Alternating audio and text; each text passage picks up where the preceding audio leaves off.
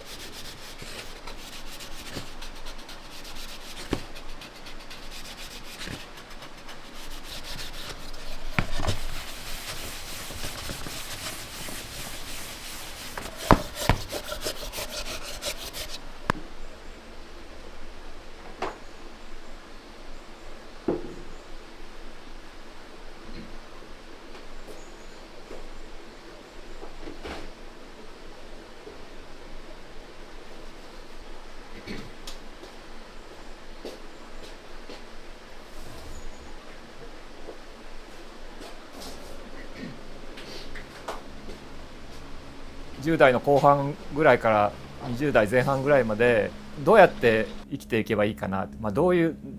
何をして生きていったらいいかなみたいなのをずっと迷ってた時期が結構長かったんですよね。何の仕事をして生きていけばいいかなみたいなのを悩んでる時期が長くて、でいろんなバイトでこうつないでこう暮らしてたんですけど、それじゃあどうにもならないなっていうのはやっぱもちろん思って、なんかずっと自分で続けていける仕事がしたいなと思ってるのがあって、でも実際何がしたいかっていうと特にこうなかったんですよね。別にこう木工がしたい、ずっとしたいと思ってたとかいうのも全然なくてなんですけど、なんかちっちゃい頃から物作ったりこう絵描いたりするのは好きやったので、やっぱりそっちの方が向いてるんかなってだんだん思い出して、京都のそういう漆の研修所があって、そこで生徒を募集するっていうのを、たまたま知り合いの人から聞いてちょっと見学に最初行ったんですよね。そしたら担当の人がもう応募の締め切りがなんかもうその日かなんかやったんですよね。もうその日に願書を出して、で一応試験みたいなのを受けて、運よく通れたんですね。それは漆の研修所で、だから最初から木工をしたい、木工家になりたいみたいなのは全然なかったんですけど、なんかものづくりの世界は向いてるかもしれないし、ずっと続けていけるんじゃないかなっていうのがあったので、そっから入り口でしたね。その漆の研修所はもっとこう蒔絵とか過色を覚えるところなんですよね。絵付けを習ったり、こう図案を描いたりとかね。あんまりそういう過色的な世界はあんまり向いてないし、自分もそんな得意じゃないっていうかねのがあったので、そこはずっと続けようとは思わなかったんやけど、漆っていう素材自体は面白かったし、いいなと思ったんですよね。それで自分で生地を作ったら漆を自分で塗って、何かしらそういう一つの器なりお椀なりが作れるなっていうのを思って、和ろくろっていうろくろ師さんのところにしばらく通って、最低限の技術なりを教えてもらって、それが木工とのつながり方なんですよね。お椀とかね、そういうのをちょっと作れるようになったぐらいの時に、またそれも京都で木工塾っていうのがあったんですよね。そこにまた数年間通って、こういう繰り物をまず習うとこやったので、ここでそういう木工の本当の基礎的なのを覚えて、でこういう繰り物の作るノウハウもある程度覚えて、それで漆もある程度自分で塗って一つの作品を作れるようになっていったっていう流れですね。でその頃はまだ京都の実家に住んでたので、一応ね住むとことかはあれしてもらってたのでやっていけたんですけど、最初はね京都の100万遍の手作り市っていうのがあるんですけど、今でもねあると思うんですけど、それに自分で持ってってちょっとずつ買ってもらうっていうことができるようになったのが、いわゆる作家っていうような最初の一歩かもしれないですね。なんかねここ数年ぐらいから古いものとかそういうのにすごく惹かれるようになって、それこそ日本の古い歴史とかね、昔の文学とか昔の人が描いた絵とかね、興味が出て、なんか愛着が湧いてきたみたいなのがあって、それでよくいろんなお寺なり神社なり見に行ったりとかね、美術館行ったりとかよくするんですけど、なんでそんなに惹かれるんかなっていうのを自分でもよくわからないなりに行くんですよね。行くとこう何か心にこう響くものがある。なんかだんだんそういうのをこう繰り返してると、今は割とこういう実用的なね器の世界っていうかお盆とかこういうのがメインやけど、なんかもっとこう抽象的なものとか、ちょっと何か偶像的なものとか、オブジェ的なものって言ってもいいんかもしれんけど、なんかそういうのを作りたいっていう何かが自分の中にもあるんかなっていうのを最近はちょっと思ってるのはあるんですよね。でもそれはまだ特になんか形にしてるわけでもないですけど、そのうちそういうのを作り出すようになるかもしれないですね。ぱりたくさんいろんなものを見たり、いろんなものをこう昔の作った人のことをいろいろ思ったり想像したりっていうのがたくさんたまらないと作れないと思うんですよ。実際はたくさんこう吸収して出てくるとしたら出てくるんやろうなっていう、そういうふうに思うので、なんか今はもう難しいこと考えずに、なんかあそこのお寺の仏さん見てみたいなって言って見に行くとかね、そういう感じで気楽にいろいろ見に行ってる感じですけどね。こういうのを作ってても現在使ってくれてるお客さんの顔も浮かんだりするし、使おうと思ってくれるお客さんも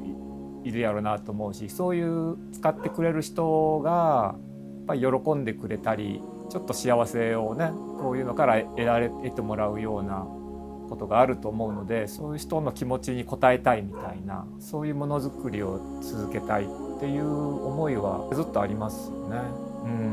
今度こういうの作ったらあの人喜んでくれるかなとかね、結構本当に具体的にこう顔とかね浮かぶこともあるんですよ、お客さんのね。じゃあ今度またこういうの作ってみようとかなるし、そういうのもありますね。作り続ける時のモチベーションにすごくなってるなっていうのは思いますね。僕はこういう両手に収まるサイズ感のものがなんか作っててもしっくりくるし好きなんですよね。いわゆる繰り物って言ったりしますけど、こう一枚板から削り出して一つの形を作るっていうやり方ですけど、この繰り物っていうやり方特有の魅力がやっぱりあって、木の持ってる力っていうか、それをこう一番ストレートにこう引き出せるような気がしてるんですよね。削ったりした手の跡を残すことが多いですけど、機械もたくさん使うんやけど、最終的にこの手で彫って作ってるっていう手作り感っていうかね、そういうところは魅力やなと思いますね。ほとんどね使ってるのはもう国産の木なんですよ。外国の木はもうほとんど使ってなくて、身近な野山に生えてる木ばっかりなんですよね。そんな特殊な木はあんまりなくて、これなんかはタブの木っていうんですけど、あんまり一般的には馴染みが薄い木なんですけど、いい木なんですよね。あんまり有名じゃないけどすごくいい木、波模様みたいな綺麗な模様が出ることもよくあって、なんかこういう一般に知られてない、あんま他の木工の人も使ってないけどいい木っていうのは実は日本にいろいろあるんやなっていうのは最近思って、なんかそういうのを知ってもらうようになるのっていいなと思うんですよね。なんかその時その時で縁があって手に入った材料を大事に使って、その木の魅力を引き出すような作り方とか仕上げ方ができればいいなっていうふうに思いますね。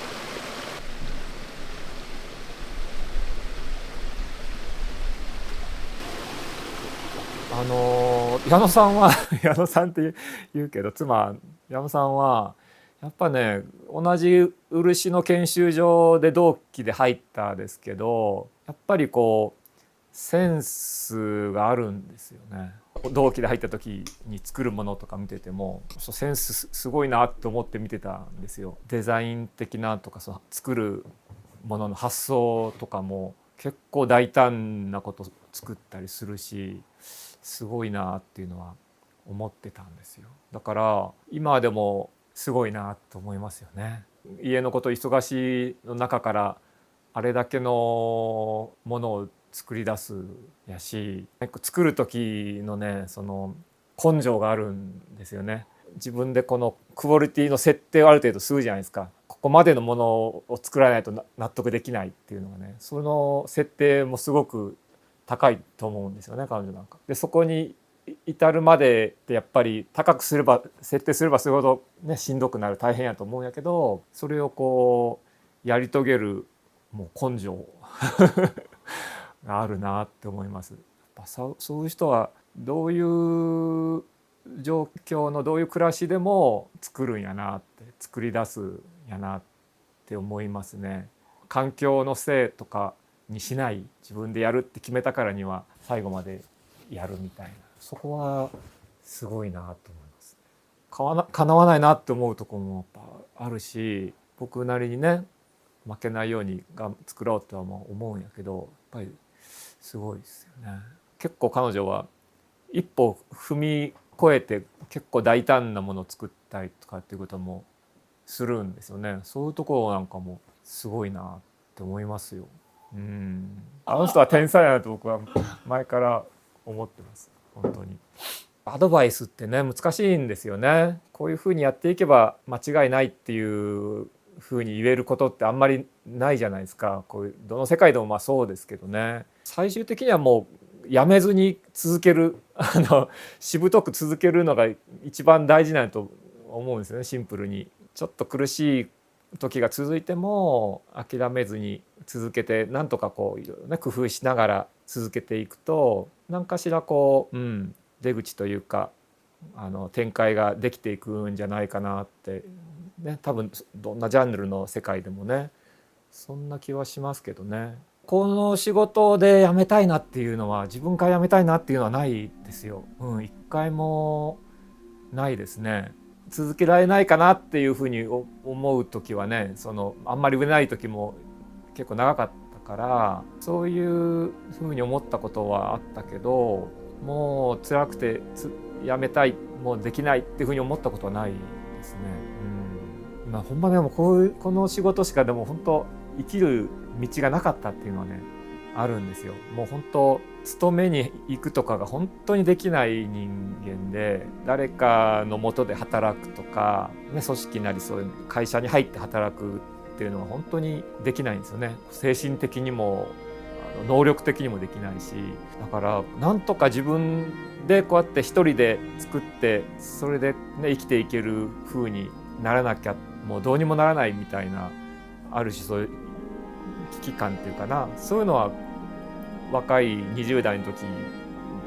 もあったのでなので一回こうやってねやっぱりやってても楽しいし働き方としても自分に合ってるこういう働き方しかできないっていう世界やからそこに入ったらもう迷うことは全然なかったですね。もうあとはなんとかやっていくだけちょっと苦しい時でも頑張ってなんとかしのいでやっていくだけっていう感じですね。